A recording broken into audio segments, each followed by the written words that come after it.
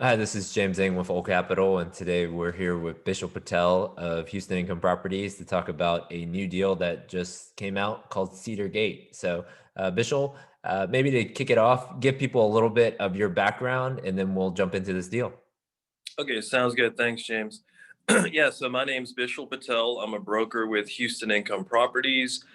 Been with the firm since 1998. So I've been brokering mostly Class B and C apartment complexes, primarily in the greater Houston area, but also in Central Texas and a handful in the Dallas Fort Worth area. But so yeah, a little bit about my background. I've been a broker for 23 years, same firm since the late 90s, and primarily a B and C apartment guy. All right, let's jump into this deal. So, Cedar Gate just got listed. Maybe I pull up a map. Maybe give us a little bit about the location, then we'll get into the deal. Yeah, first of all, it's located in the Spring Branch submarket of Houston, which is one of the most desirable submarkets that Class B and C apartment owners would like to be in when it comes to Houston. And the reason for that is if you look at the map that you have right there, look how centrally located it is. It's You have easy access to I-10, Beltway 8, 290, and the 610 loop.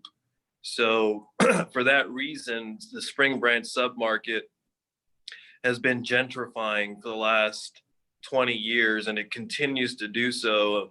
And so right now, the location where my listing is would be probably classified as a B minus specific area, but it's trending towards B as in boy, solid B area. The single family residential, a lot of the older homes are being torn down with $500,000 plus homes being built on the lots.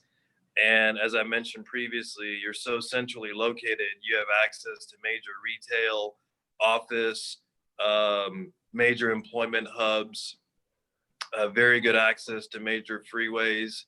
And so that's a little bit about the location. Yeah, I mean, I pulled up an aerial. I sort of zoomed in here, and Cedar Gate's right here, and the access to Lowe's, Costco, Best Buy, Academy, all your top sort of big box guys have probably been Mhm. in place now for what 5, 10 years that they moved in on there, and then on the south side, really Memorial City has really just taken over that area. Then you have City Center just to the west of there. So I mean, that's top It's end prime. retail. Yeah. It's Um, and prime location. And if you just go south of I-10 over there, James, you get into Memorial, which you obviously know better than most people. But that area, you can't buy anything for under $1 million as far as a house goes. Good luck, you know. So, and it's all pushing north of I-10 towards where my property is located. Slowly but surely, it's moving further and further north. right. Okay. No, that's perfect. So maybe let's dive in and tell them a little bit more specifically about this property in terms of number of units, what the seller has done so far, and then sort of what the upside is for the new buyer. Sure. So this is a 52 unit C plus apartment property in a B minus specific location, but it's trending towards B. The property is in fairly clean condition, exterior wise. The roofs are about 3, 4 years old. It's mostly brick exterior. When the owner purchased the property, he put new energy efficient windows, new front doors. Um, he did some upgrades to the interiors. Approximately 80 to 90% of the interiors have ceramic tile floors. However, he did about he did partial upgrades in about 40 to 50% of the interiors, which the partial upgrades consist of granite countertops in some apartments, new appliance packages in some apartments, but it's not uniform throughout each unit. It's like I said, partial upgrades. So, but even by doing that, he was able to bump rents. The play here on this deal is number one, it's got a pretty good cap rate going in based on the owner's actual NOI. Okay. In Houston right now, uh, low B's and C deals, if they're stabilized, and they don't have much upside left as far as pushing rents, they're probably trading around 5.5% cap rate range, give or take a few basis points. This deal on the current NOI at the price where I think the seller would consider selling it, it's probably going to be somewhere between a 5.75 to a 6 cap going in. Plus, you've got the additional upside if you do the interior upgrades, and you've got the area gentrifying, getting better and better. So, for someone that wants to get into the Houston market and they're just getting in and they don't want to buy a 300 unit complex, they want a good starter deal to get their feet wet, this is an ideal type scenario for them. That's perfect. So I pulled up so we saw some pictures of the property, maybe hit Mhm. on some of the details of the actual property in terms of individual HVAC, things like that, and Yeah, maybe some of the things that people should be looking at. sure. So, like, it's early 70s vintage.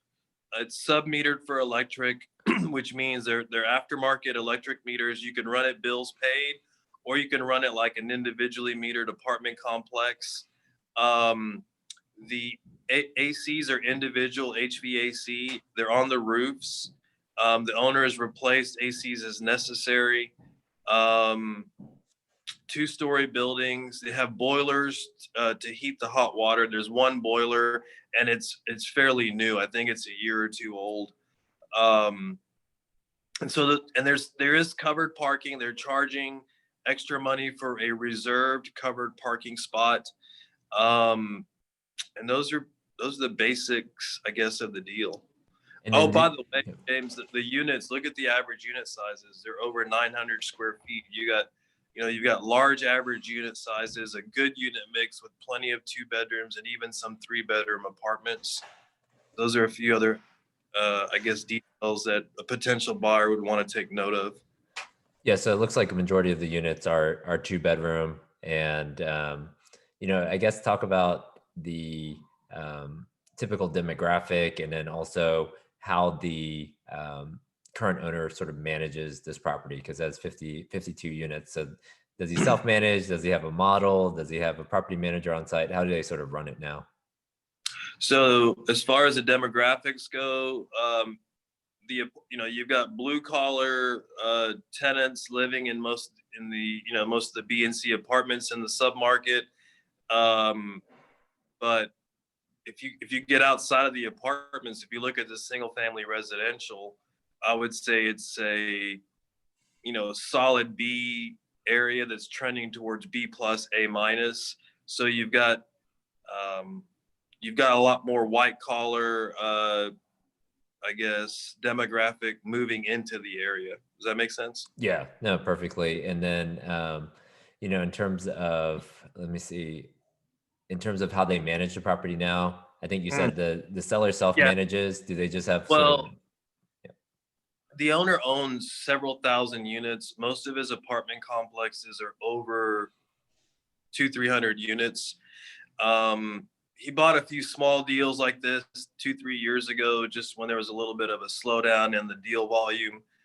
And he manages it under his own third-party management company. Since he owns several thousand units, he created his own third-party management company, but they only manage his properties. That's how he runs it. He does charge the property a management fee.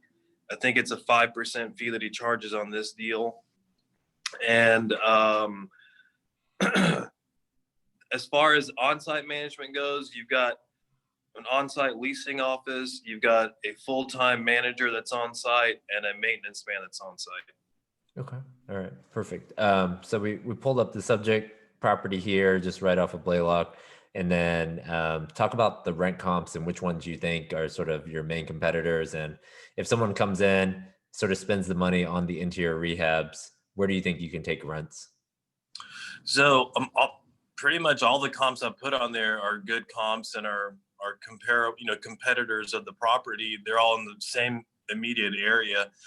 But as far as what I think you can do to the property, if you did the interior upgrades, I feel like $50 to $75 per month rent bump.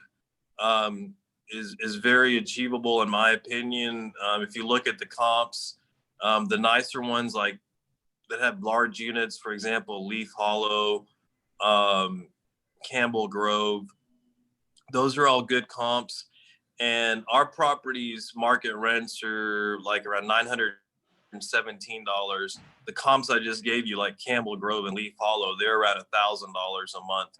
So that's my reasoning for why I think a $50 to $75 rent bump shouldn't be a big deal if you do a good enough interior upgrades and whatnot. But if you want to go above that, that's where I'm not sure. You'd have to do something really special to draw people in to pay a little bit more than just a $50 to $75 a month increase in rents. Okay, no, that makes sense. Yeah, so there's about 50 to 75 over what you're asking now, and Campbell Grove and Leaf Hollow are achieving those right now. Yeah, they're similar square achieving. footage. Yeah. Correct. Okay. Similar vintage and similar square footage. Yeah.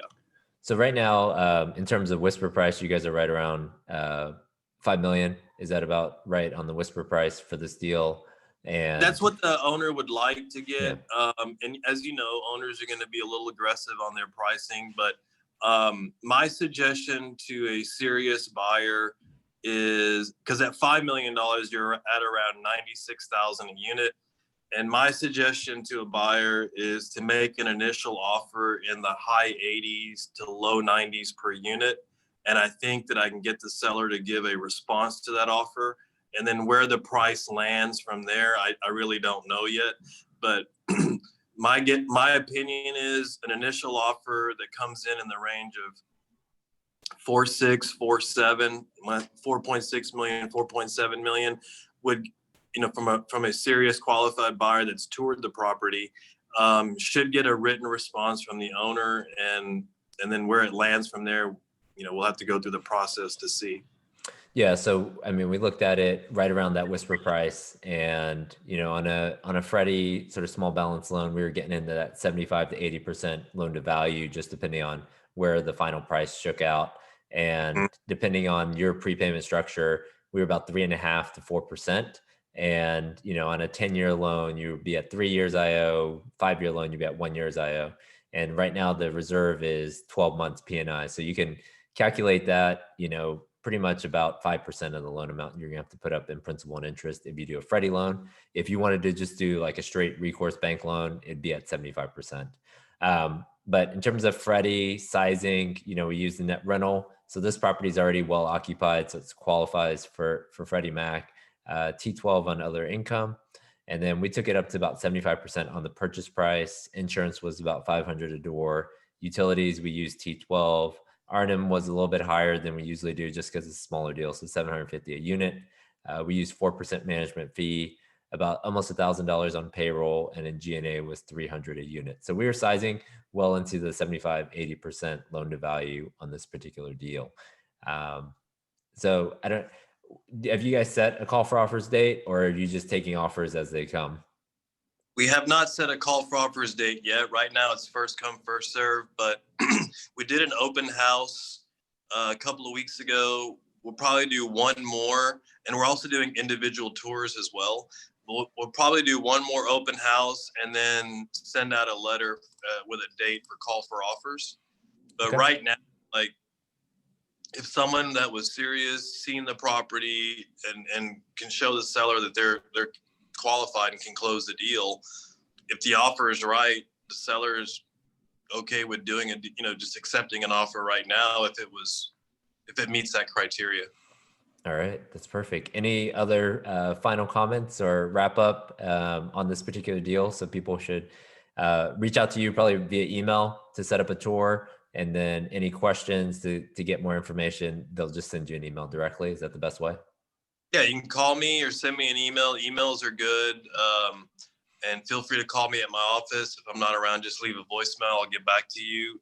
And as far as if you'd like to schedule a tour, just let me know and I can set that up for you. And yeah, that's basically it. I mean, in my opinion, here's the deal. It's a small property, so it's a good starter deal for someone that's trying to get into the Houston submarket. It's the area where it's located is so desirable from the perspective of a Class B or C apartment owner, that if this is going to be your, one of your first deals in Houston, and I think this area would be one of the best areas to buy your first deal in. And the fact that it has a cap rate going in, and it seems to underwrite for an agency loan, bodes well for the buyer's cash on cash return. And there's some additional upside there. So yeah, that's my view on the deal. I think it's a hybrid of a kind of a cap rate deal and a value add deal. That's perfect. Well, I appreciate you coming on and telling us a little bit more about the deal, and we'll have people reach out directly to you. Well, thanks very much, James. I appreciate it. All right. Talk to you later. Okay, bye.